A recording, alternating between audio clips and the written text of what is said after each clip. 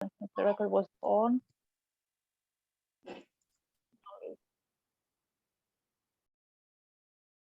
Okay, so this is a good time to, for us to chit chat a little bit. If everyone has had kind of a time to reflect on what we spoke about and perhaps other things that have occurred during the last few days, or something that you're thinking about or you're concerned about.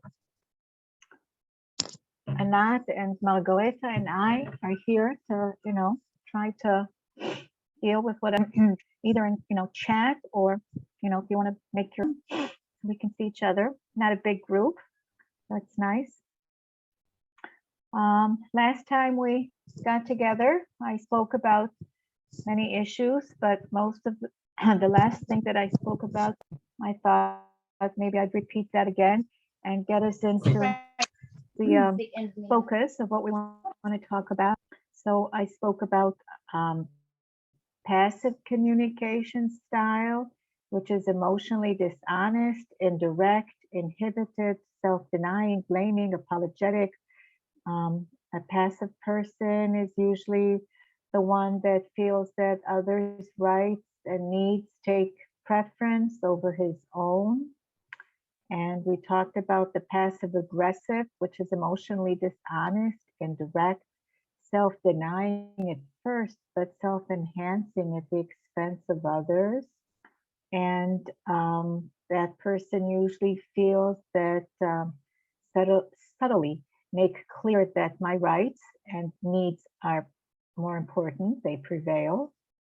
The aggressive person, the aggressive type of behavior, inappropriately honest, direct, expressive, attacking, blaming, controlling, self-enhancing at the expense of others. Usually people feel that they boldly insist that my rights and needs prevail, more important than others.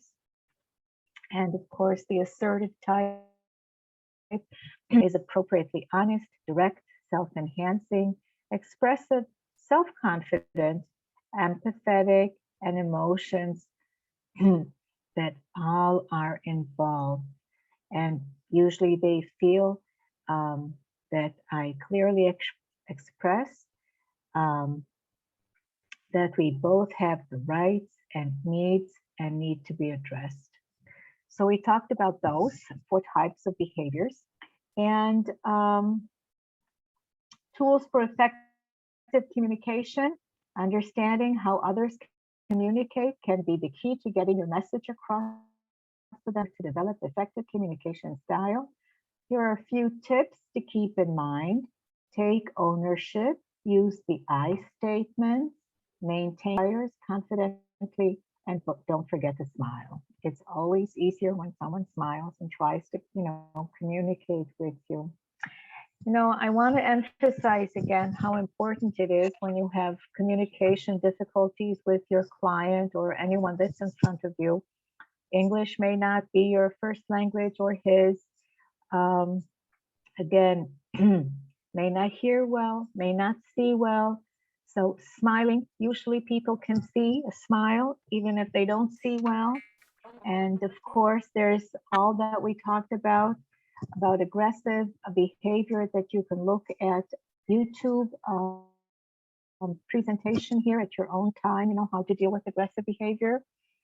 Some of you spoke before about having experience with dementia patients or with other types of, illnesses that can cause people to sometimes behave aggressively. Very important to know how to deal with the situation. And of course, it is our responsibility as the caregiver to know how to change kind of an atmosphere and try to deal with the person in spite of this aggressive behavior. We talked about nonverbal communication, and I want to talk about that a little more. Along with 4 communication styles, there is also the nonverbal communication. Nonverbal communication is any way in which people can transfer information between them without the use of words from the spoken, written, or sign language. Nonverbal communication is expressed in facial expressions, body language, tone of voice, physical gestures, standing, and touching.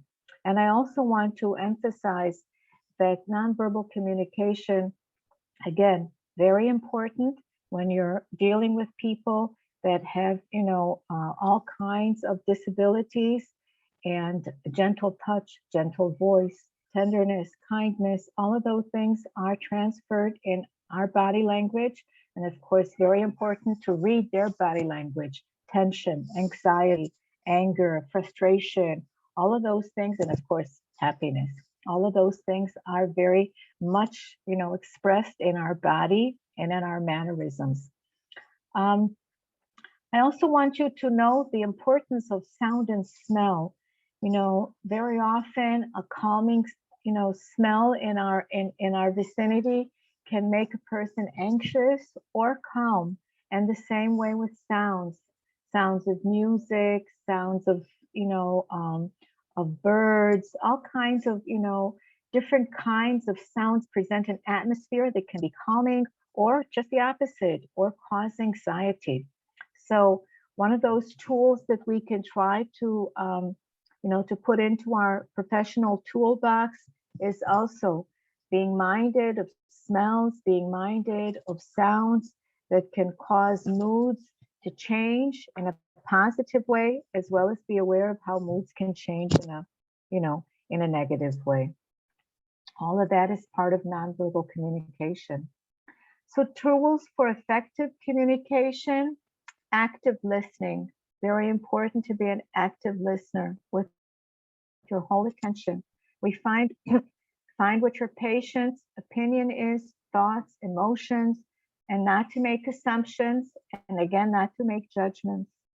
Reflection: in order to make sure you understand what your patient meant, try to reflect that you understood what he said by saying, I understand that, or I see that, and ask questions. Very important to ask questions to be verified that you did understand.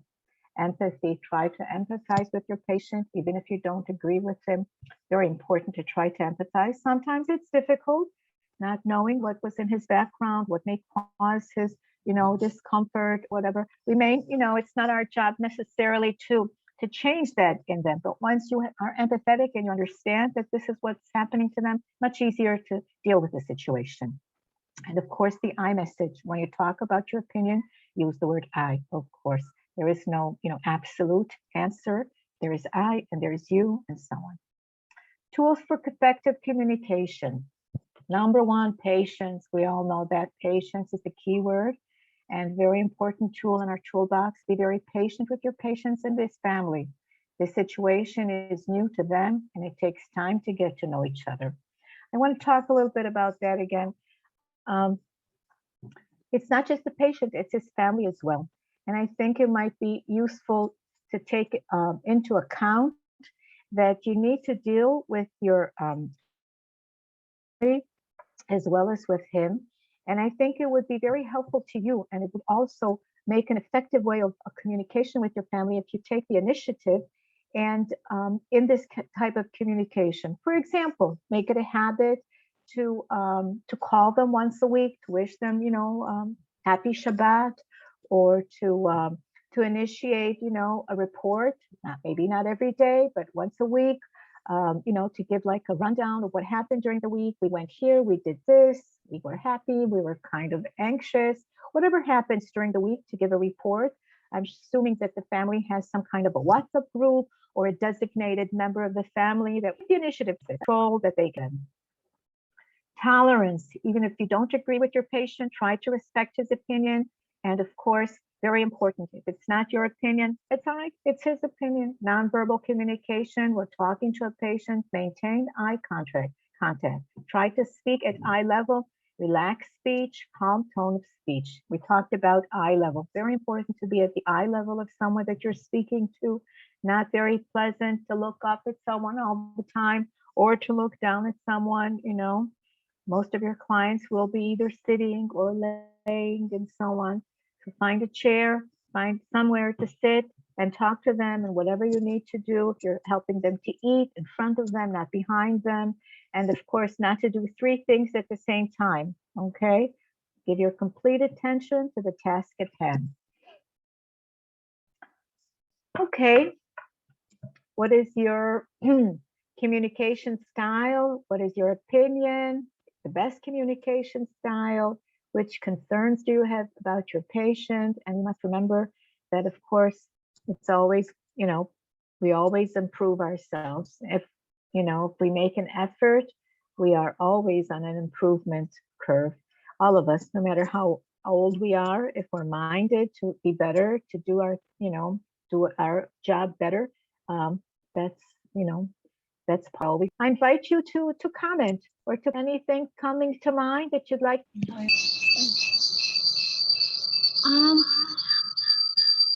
In my opinion, I think the best communication style is being assertive. Being able to speak the truth in simply liberating while considering the emotion of others as well. Absolutely.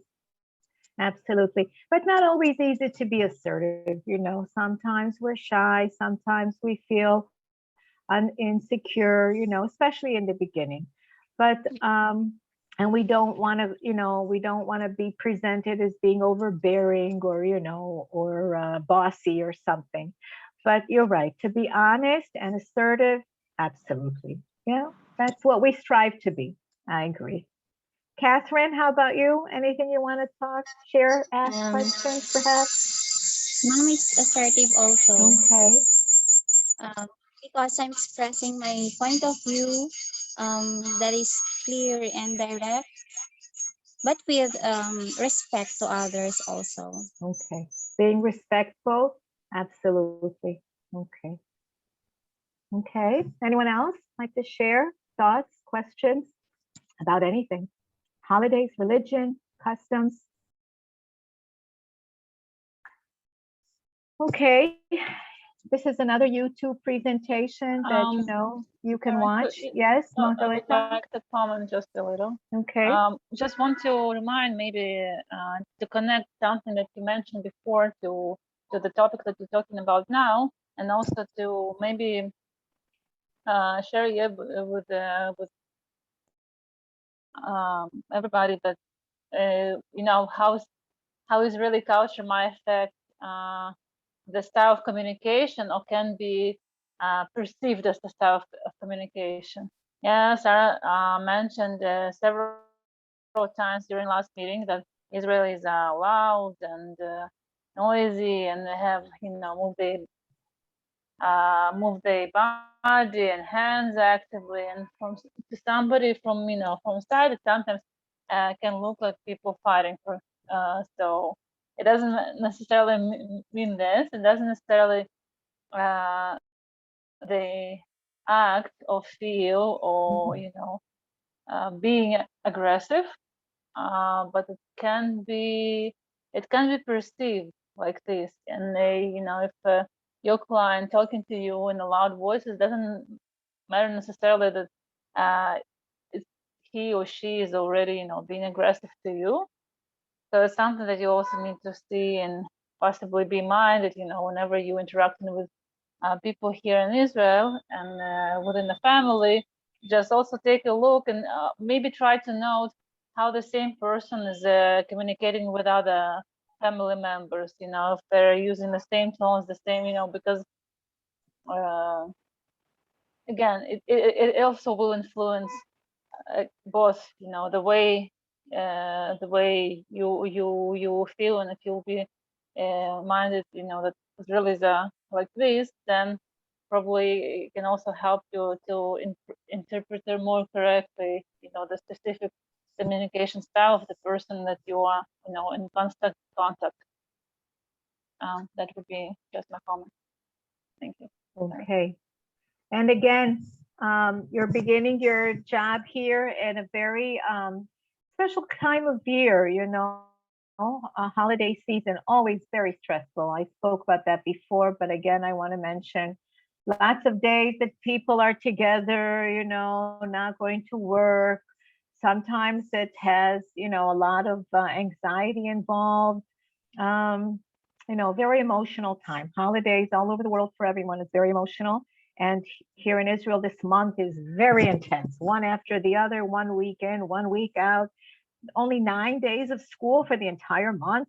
And on top of all of that, Corona, everybody being so anxious about it, being together, not being together. I mean, it's just really making everyone kind of crazy. So be minded that people respond to you perhaps with not as much patience or maybe politeness. It's just out there. The air is thick with anxiety for us at this time of year, especially this coming week or two. Okay. And not to take things personally, very important. So yes, these are some more YouTube presentations, tips for communicating with the elderly. In each community, in each culture, things are very different, but smiling, being gentle, being kind, being patient, those are, universal. There is no language that, speaks better than that. Okay, next important part is, of course, coordinating expectations. We all know that, we need to coordinate experience. So when starting a new job and starting a new relationship, each side try to have an open conversation with your patient and his family, I stress, and his family about their needs and expectations. It's important that you also express your needs and expectations. And of course, try to be honest and open and willing to learn. I mean, this is like, the complete Bible on our work, to be honest and open and willing to learn. These are, one of the very important commandments of being a caregiver. I want to tell you a story, a very short one. I had a friend who, related to me an experience with her mother-in-law, and everyone thought it was very, working out well. She was kind of an independent shopping, going, to visit friends. And of course, every weekend on Friday, the family got together and everybody thought that everyone was a caregiver and said, that's it, I'm done. I don't want to be here anymore. I'm going, to find another job. And they were very surprised. And they asked why. And she said, well, I don't want to live with this woman anymore. I don't have closet space. I don't have any place to put my food. And I don't have any place to eat. And I don't have an air conditioner or a heater. And she doesn't behave properly towards me with respect. They were very shocked. In a year and a half, you didn't say a thing? No, didn't mention it to us? And she said, no, I thought I would. I think if not appropriate, you need to deal with it on your own. I think you must share the situation and are communicative and so on. And that's part of trying to be honest, open, and willing to learn. But, to a certain degree, you have to take care of yourself for this particular situation. And I don't say that after a week or a month, you need to, decide that it's not appropriate. That would probably be helpful in changing, one at a time, one situation at a time. Along the way, there may be changes in the patients or your expectations and needs, and it's okay as long as you speak about them. And if you maintain good communication, you can always talk again openly about your patient's expectations and your expectations, and to re-coordinate expectations. Again, coordinating expectations. So I think, the obvious expectation to have comfortable, but you may seem maybe very different culturally to your client or their family. I don't know, in the winter, maybe heating water is expensive to them, maybe using, maybe they may not understand, the use of electricity. They may have all kinds of thoughts about basic things with, that perhaps, the kitchen, we didn't talk a lot about the kitchen, but, for very many Jewish people, the kitchen is like almost like a holy place. If someone that's not familiar with the culture and about kosher and so on, and touching things and not putting them in the right place and so on. So don't be offended if they, ask you not to put your food inside their refrigerator or in their shelf or whatever, until they trust you enough to know, what the limitations are and so on. Not to be insulted. You have to just be honest, straightforward, and again, be on a learning curve. Very important. I want to talk about expectations that are, sometimes people have expectations, they don't even talk about them. They're like, it seems obvious to them, certain things, and or maybe even to you. So there's also the unspoken expectations that you should be minded and sensitive about, okay? Most important step in building a relationship with your client is trust. I think that every relationship is built on trust. Trust is the basis of any relationship, and especially a relationship with our patient or client. So what is involved in trust? Reliability, consistency, sincerity, commitment, integrity, and of course, competence. Okay, all of those elements are part of building a trust relationship. If we don't have a trust relationship, we don't have a relationship at all. So what is trust? Trust is one's own willingness to be vulnerable to another based on the confidence that the other has goodwill, trustworthy component, honest, and openness. Okay, so we will trust someone that we're willing to open up to. It's a shared belief that you can trust someone to achieve a common goal. And a common goal is to be well cared for, right? That you have his best interest at heart and not some other interest. So what at the base of trust, there are many elements: respect for others, sincerity, integrity, openness, reliability, consistency, and of course, commitment.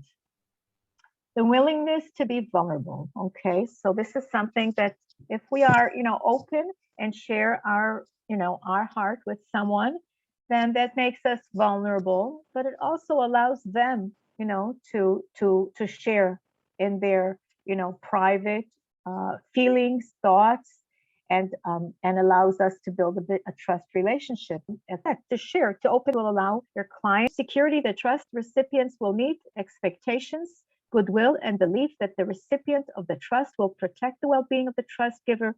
Reliability, okay, a connection between predictability and goodwill. Honesty, the fit between statements and actions. Openness and transparency, and reciprocity, treating others as if we would like to be treated ourselves. I'd like to think that, respect is obviously, we like to be respected, and we want to be open and transparent, and we'd like our patients and his family to do the same. If there's something they want to, to comment, maybe they want to criticize, that's fine. If we don't get criticism, then we don't know how to improve ourselves. And of course, honesty. Everyone wants to be honest, obviously, to be reliable, to be on time. You say something, you do something, and heart and mind are the same, not different. But reciprocity, we have the responsibility to take care of. Responsibility is ours. How to build a trust and trusting relationship with our patient? Remember that your patient opens his most private space to you, his home. And like you, he has concerns, expectations, hopes from this relationship. Okay. So a person has different expectations. They want you to be like their husband was, or like their wife. They want you to be like a daughter or a son.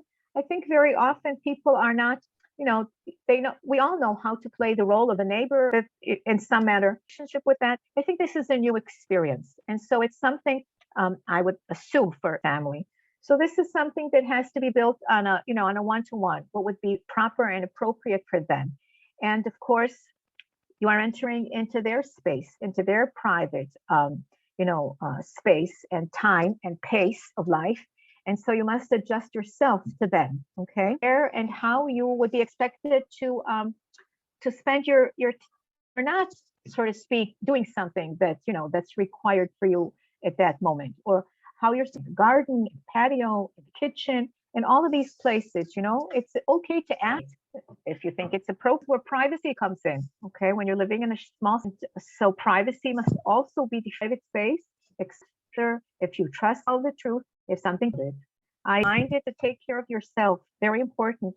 I think that everyone that's in the care business has an affinity to, to doing good for others, and sometimes even before for themselves. You know your boundaries and you take care of yourself. If you need rest, you should rest. Find a way to rest and negotiate it with your family or client. If you need, to meditate, pray, whatever it is that you do, read, exercise, time, okay, and space for all of those things that are your needs. Creating the consists of three essential components: agreeing on the caregiving and developing a personal relationship consisting of mutual positive feelings, trust, and good communication. The caregiving alliance is usually determined at the beginning and constitutes between them. Such a contract gives stability to the caregiving relationship and a sense of mutual responsibility and partnership. Okay. So I think the partnership is very important to discuss openly. And the contract is not just about time and, and responsibilities, but also the good in the space that you are in and are comfortable with the tasks that are, expect. I would assume that in any job, everyone likes to be appreciated. Ask every once in a while, am I doing a good job? Are you pleased with what I'm doing? In terms of what the expectations on both sides are. Ask every once in a while, maybe not every day, but every once in a while. Okay, 5 steps of taking into account social and cultural components. Part of the Caregiving Alliance is taking into consideration social and cultural components. You and your patient come from different cultures and you have different language, lifestyle, customs, preferences, and beliefs. It's okay to express your preference and to keep your customs, but it's better to talk about it with your patient and to reach agreement. Try the traditions of your patients. This includes food preferences, daily routine, and habits. Okay, yeah, this is like really important. I mean, Martians and Earth, who's from Mars and who's from Earth, but assume that you don't know anything about, what their lifestyle has been like. Do they like to eat in the morning heavy or at night heavy? Do they like to, to sleep maybe during the middle of the day? Do they, whatever, smells, sounds, everything you would assume would be unfamiliar to you and maybe, so run of the mill for them that they wouldn't even voice them. If you don't remember, if you don't understand, ask, okay? Callers to, to fit their schedule. And it's very important that you do things we say chick-chack. For some people that might be inappropriate. So to be calm and relaxed and slow and kind of fit yourself into their pace of life, very important to be minded of that. Okay. And also to be minded of smells. Okay. Smell is a very important type, part of our life that we don't give enough attention to. The way we smell, okay. Even cooking smells, that you're not familiar with can be very irritating. So you must ask. Okay. Good time to stop, please. And what do you think is most complex step? What do you think is the easiest step? Any concerns that you have, questions, thoughts, time to share? Let's take a 5-minute break, Margarita. I agree. And would be nice if, people would like to share or ask questions in 5 minutes. Yeah, you can also, if it's more convenient for you, you can write down your answers in chat, and when we return, we'll read it. So whenever feels more comfortable for you, please share with us through this channel.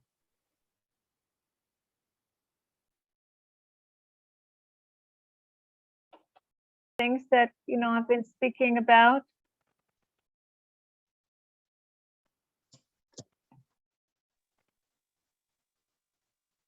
Anyone have any thoughts? I didn't hear. Sorry, we can't hear you at all. Can you please maybe try to write down your response, or maybe turn off the camera? It might improve. Sometimes, yes, that helps.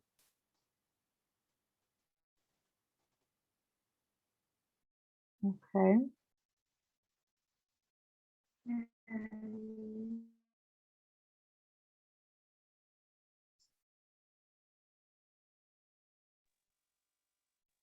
Sarah, can you please maybe remind just the titles of those steps?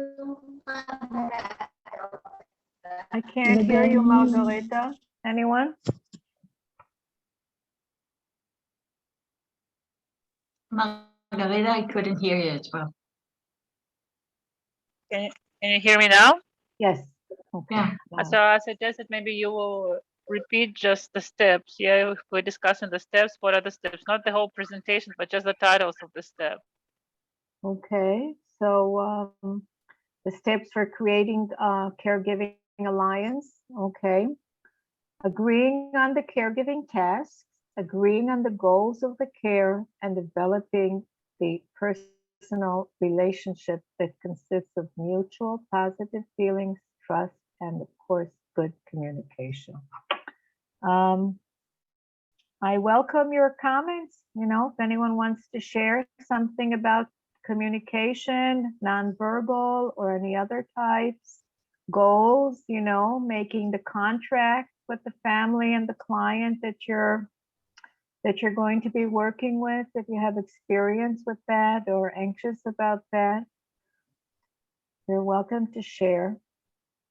I think that sometimes the contract is made, but not in a real sense. We can talk about cleaning, bathing, cooking or not cooking, shopping and that kind of thing.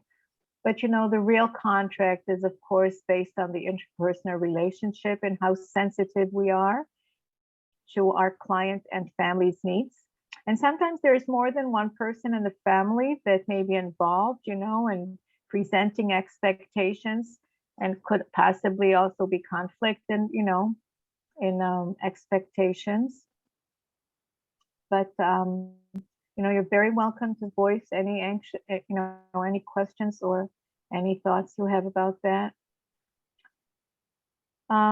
Ray, how about you? You look like you have a serious manner about you. Anything concerning you that you want to share with us? For me, ma'am, you have to ask your client what they want and they don't want. The food or anything, and their respect their culture and beliefs. Yes, that's very important. That's very important. Sometimes when you're young and you're healthy and you're anxious and you're ambitious, it's kind of hard to, to relate to a person that's, absolutely none of those things anymore.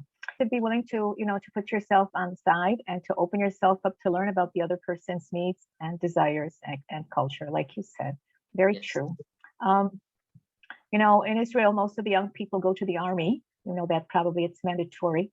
And one of the hardest things for young people in the modern world to do is to leave their life behind, everything that they kind of, try to be in control, the system. And in a way, for all of you young people, it's kind of a similar experience, you kind of have to open yourself to be allowed to be, to be controlled in that sense, to be open to that. I don't know if any of you have had that kind of experience before, those people that haven't worked abroad and so on and haven't had, the experience of, completely letting go of what you know to be right and, and to just allow the atmosphere around you to guide you with your common sense, of course. Okay, anyone else like to share your thoughts?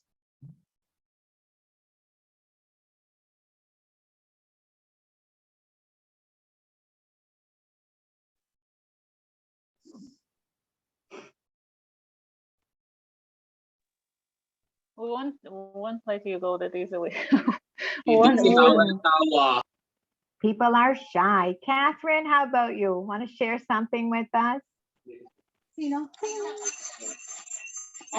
For me, ma'am, I think the most complex step is building trust, because it's hard to build trust, especially if you break one's trust.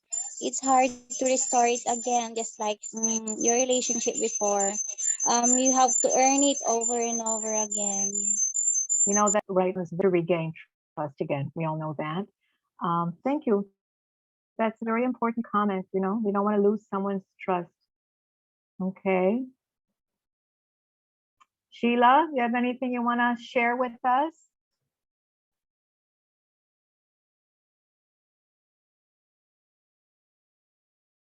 I can't hear you. If you're saying something, you have to open your mic. There we go. Yeah. Hello, ma'am.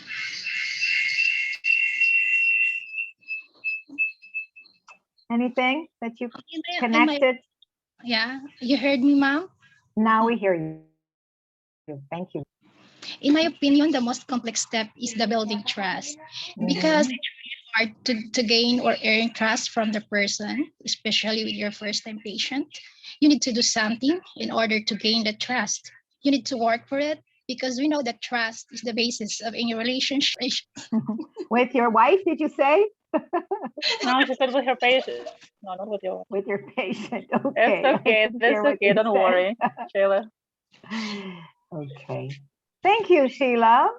You're so embarrassed by speaking to everyone. No, thank you. That's very brave of you to share. Yeah. With strangers, yes. Now, ma'am, if you win that trust from your patient, you can both achieve a common goal, and you will, and of course, you will enjoy you will love your job, and you will stay longer with your job. Okay. Thank you. That's very absolute truth. Okay. And you have a very nice English, and you present yourself very well. So I assume you will have no trouble in gaining your client's trust. Okay. Anyone else like to share something about what we spoke about?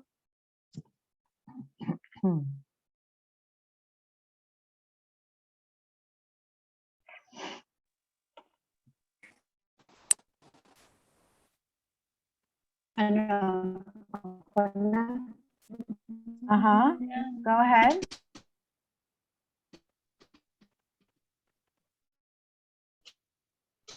Someone else wanted to say something? Leanne, yeah, well, unfortunately, I can't still hear you. Maybe you will try to write down. Yes, ma'am. For me, Oh, the now we most heard you. complex. Sabi mo, I want to share your opinion. Hello? Yes.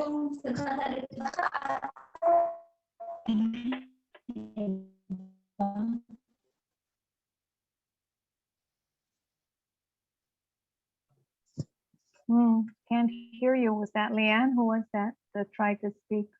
Yes. Yeah. Hello, ma'am. Maybe turn the camera off. No, she already did, but maybe you the want to sound is write still it not on good. chat. That would be nice. And we will read it. Please write it, and we'll read it just a bit later whenever you write, and we'll also comment on that.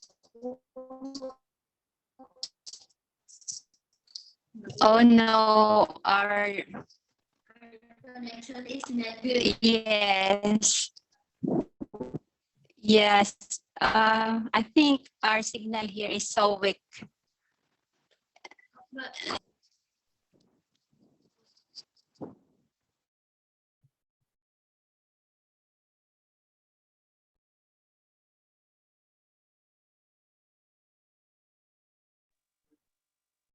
Okay. Maybe I'll share the screen. Is there anyone else that'd like to comment? Did you see something on chat? Did she write something, Margareta? No, it was a comment of another participant about poor quality of internet. Okay. Related to our discussion. Okay.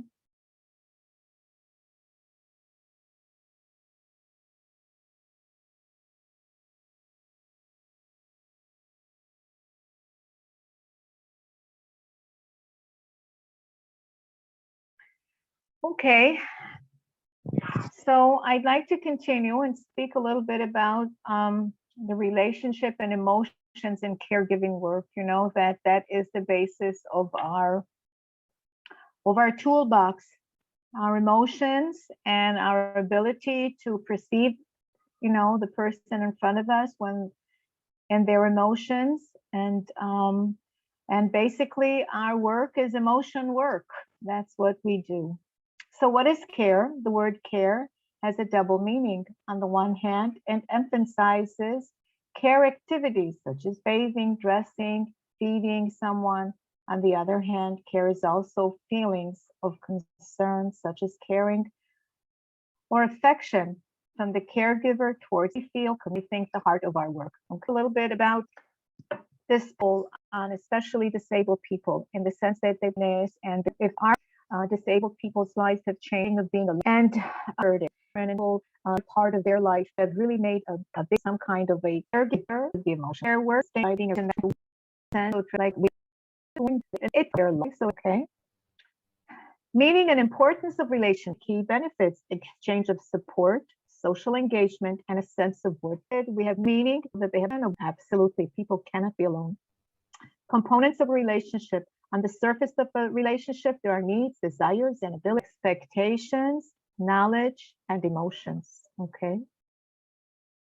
On the surface of a relationship, the needs, both the caregiver and the patient have needs. Desires, both the caregiver and the patient have desires, and both the patient see each other, okay? Sometimes our clients may not have all of those abilities, but it's our responsibility to allow them to, you know, that are present. Under the surface of the relationship, there are expectations, there's knowledge, and there is, of course, emotion, positive and negative. And it's very important to be able to express them, both the caregiver and the patient. I want to talk a little bit about, you know, expressing their emotions, but I think that, you know, we also have to be very minded about our own emotions. We cannot, you know, deny the fact that we're human. We have a family, we have all kinds of long. Being a professional is knowing appropriate to express those emotions, but they cannot be stifled. And so, of course, and reckon with them, all of them, okay? Care is being aware of our own emotions. And of course, we want to be minded of what we and the family that he comes from. Care work is and require only be defined. It can also be defined, excuse me, the management of one's own feelings or work done. It's natural that during a caregiving work, different and varied emotions will arise, both positive and negative, and each emotion is legitimate. Very important to, you know, to be able to understand ourselves. And if we do that, we can also understand we're being present. Patient, remember to be self-important, to recognize your own and acknowledge them. If you feel any negative emotions, do not suppress them. Do not be left alone with your feelings in a family or someone from the agency. Yes, very important to build some kind of, you know, the support group, perhaps within the family as well. If your client is a difficult person to manage, and even if he isn't, very important to find who would be, you know, a supportive or a helper within the family. And also, you are now in between, you know, that you have an opportunity to find other caregivers that have a similar situation, have an opportunity to be advised by them or to share with them. Not to stay alone, but you must, you know, build your own support group and not feel alone in that way. Tips for creating a good relationship. Be mindful of how you start a conversation. Very important. Ask open questions. Use the I statements. Be specific in the message that you want to transfer, and give others the attitude that you want to receive. Being respectful, being polite. What are your expectations from a relationship with your parent? What do you think your patient's expectations are from you? What are your feelings? What do you think may arise during caregiving work? How do you usually express your feelings? How do you feel in general about care work? I invite you to share.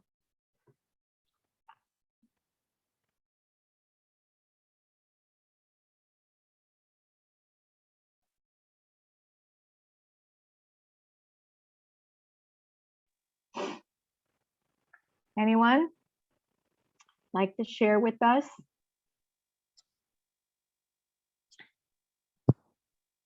About Jenny, experiences? maybe.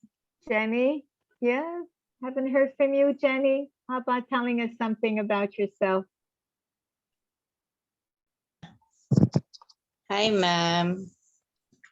Regarding giving care, it is important first, of course, to treat your patient as your family member in order to, like, if you're treating them like a family, then it will, the flow will be easy. And of course, before that, you should build rapport in order to gain trust and to build relationship.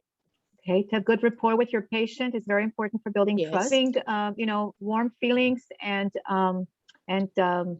honesty, all of those things we talked about. You know, I don't know how you treat your family members. I say that kind of, you know, laughing, but you know, sometimes we have, you know, this is what one of the questions here. What are our expectations and what are their clients' expectations? Not necessarily do they want you to be part of their family, okay?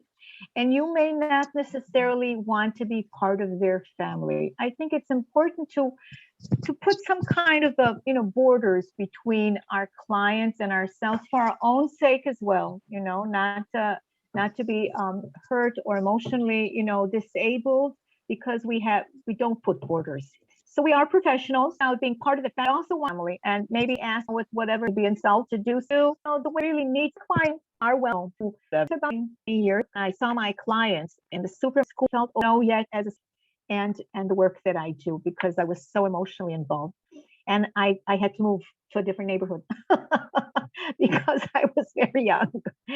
And, over the years, deal with situations like that, but I was overwhelmed. So I'm telling you this story in order to emphasize that we do need to know how to put self in a sense, okay, in order to be able to function in situations that are difficult emotionally. Communicate to be a border. All right. Yes.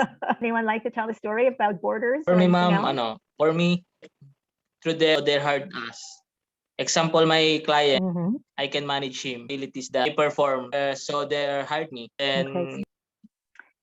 That you would be expected, and perhaps many of you, is to to guide, and and that's yes. a very difficult place to be, to see a person deteriorate and departing from their family and from their life. And on the one hand, you have to be emotionally involved. On the other hand, it's going to be emotionally draining as well.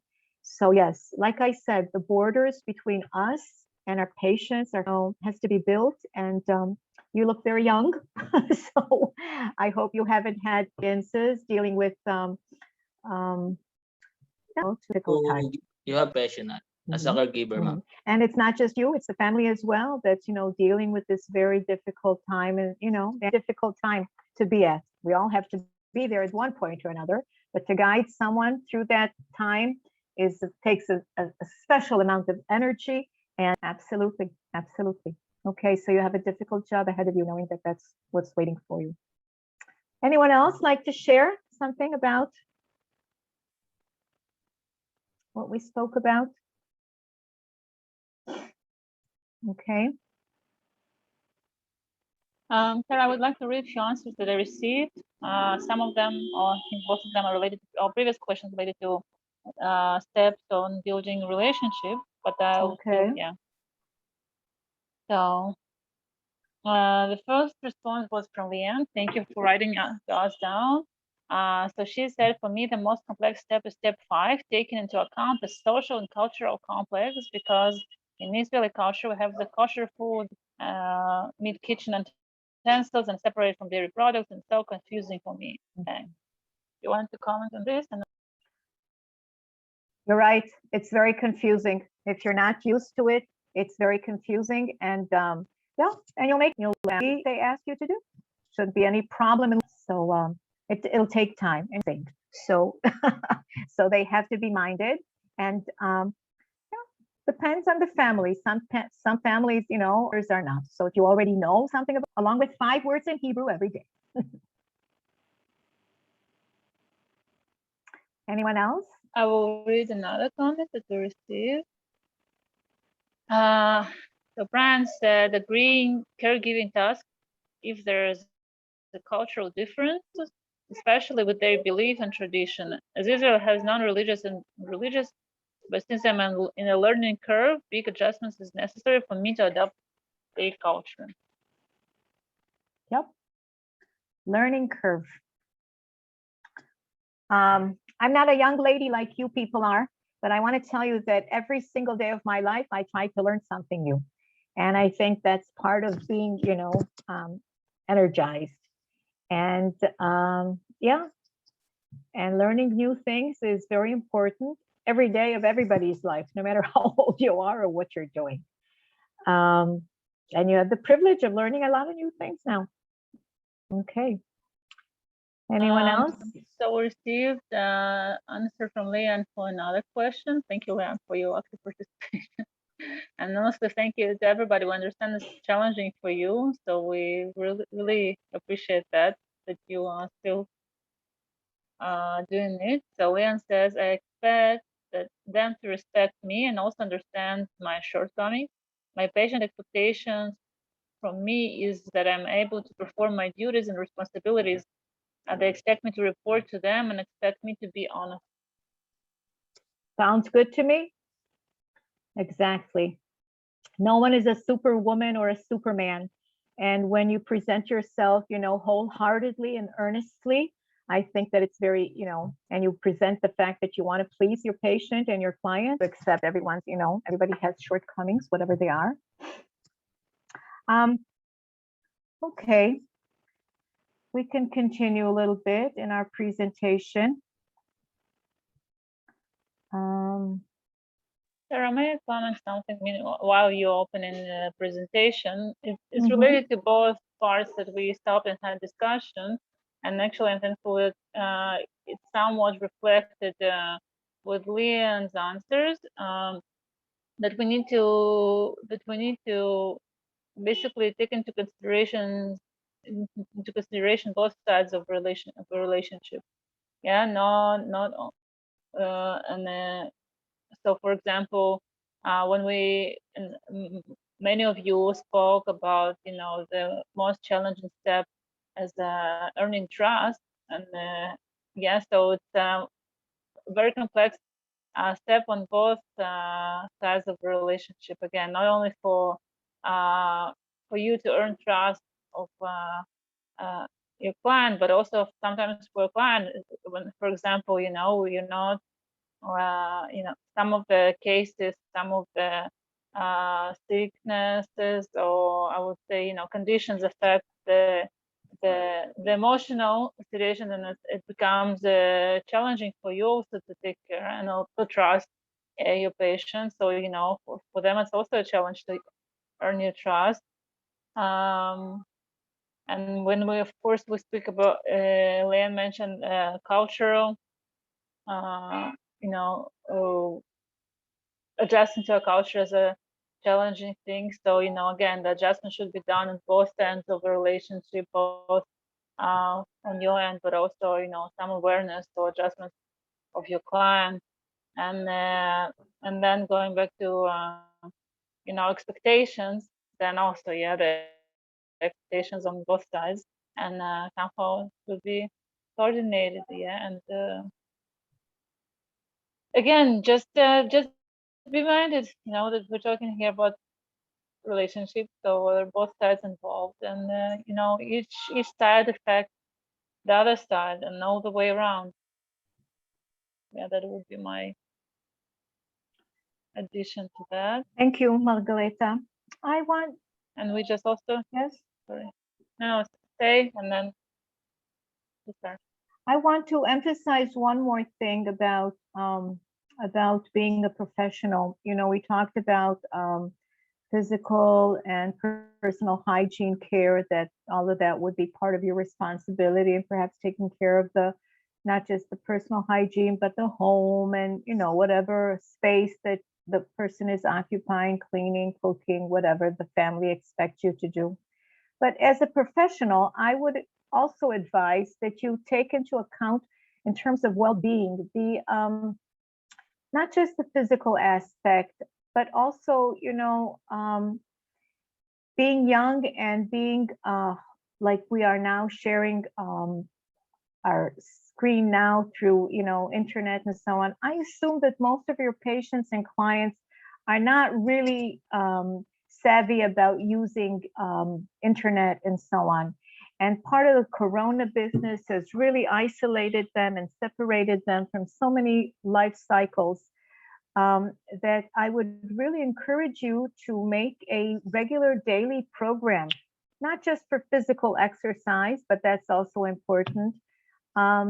To build as part of your contract with the client, of course, that you would have a routine that involves also perhaps some kind of physical exercise, whether if he's able to walk or to go in the garden or to go in the street, to listen to music. You ask the family what music they like, you find it on YouTube, you present it with him, you play games, you look, whatever games they like. If they don't, learning new things is a little more difficult, but if they've known in the past in their life to play any kind of a game, you know, they're not just for children. All of those things are in order to, you know, puzzles. Someone may have in the past enjoyed drawing, painting, um, any kind of activity that involves fine motor skills, gross motor skills, brain activity, all of those things, as you know, are on the internet. And I would highly recommend that you build some kind of a schedule in order to encourage people to use their faculties.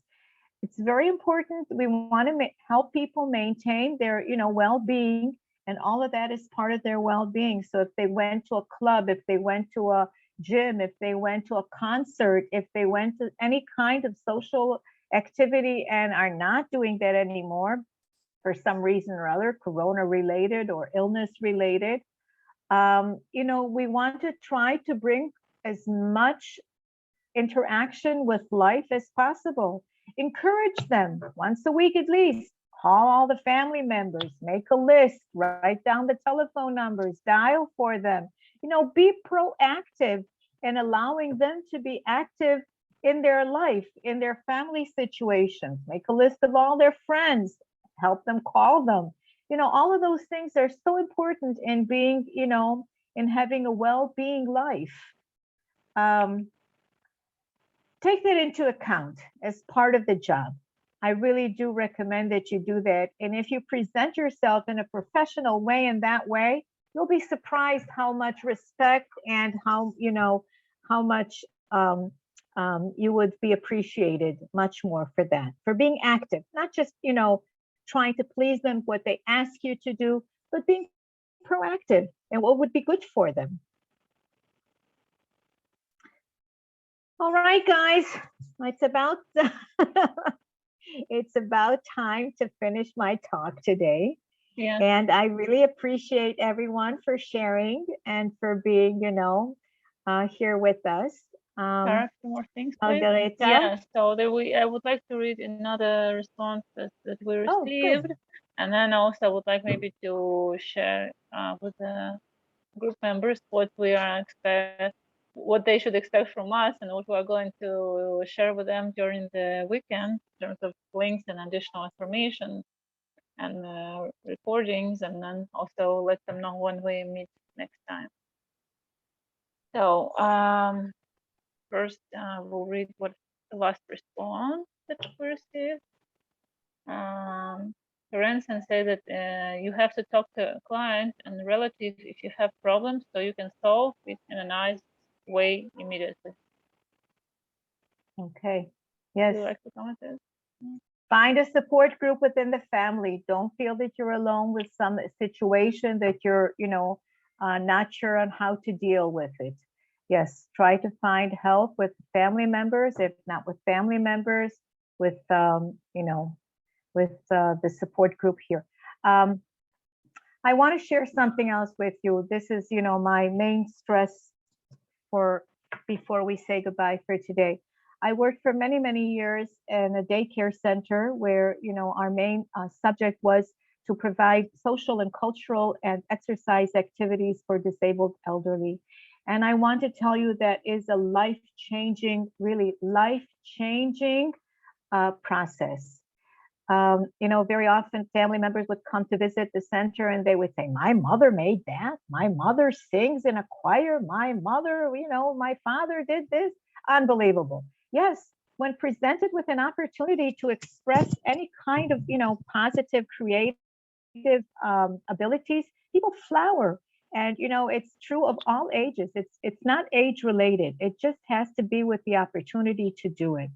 So I encourage you, really, I do. I encourage you to be their agent in, you know, in a new perspective of life, to be proactive. Okay. My thought for the day. Thank you very much, Sarah.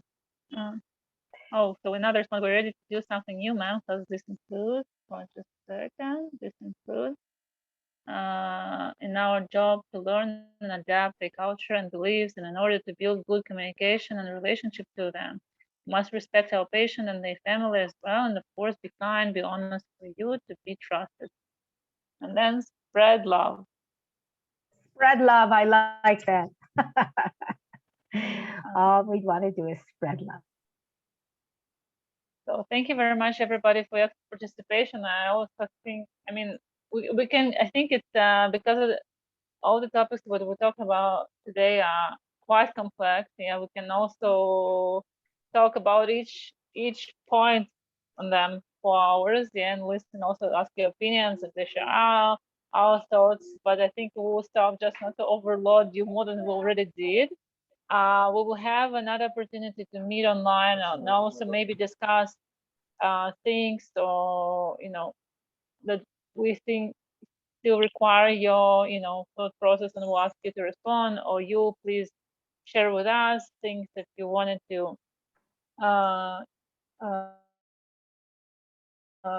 talk together about. We will also appreciate that, and I think it's also important for you to share with each other and hear each other, because it also it's important for us as a group to learn from each other, not only for me and Sarah and Annette talking. So that would be the last comment. Now, in terms of our schedule, for the schedule of the program, we will meet online next time on Monday. But before then, we will share with you records on some records on the topics that we didn't raise yet. But it's important that we prepared it for you, and it's important for you to learn and later ask us questions in case you will have some. We also couldn't share with you the record of our last meeting due to some technical problems, so we'll do it today, and we will share today's meeting record also. So you can watch it again and think again, because as I said, we put here a lot, and we understand it's really difficult to to think about everything at the same time. So hopefully you will find time till next time we'll meet with you on Monday. And yeah, I think for now that would be it. And I would like to add something else. No, I think it's perfect. We will soon send you the links. So what we say on Friday when we part with people is Shabbat Shalom. Shabbat So everyone, Shabbat Shalom, everyone. Shalom, everybody. Shalom. Shabbat Shalom. Shabbat Shalom. Shabbat Shalom. Thank you. Shabbat Shalom. Shabbat Shalom.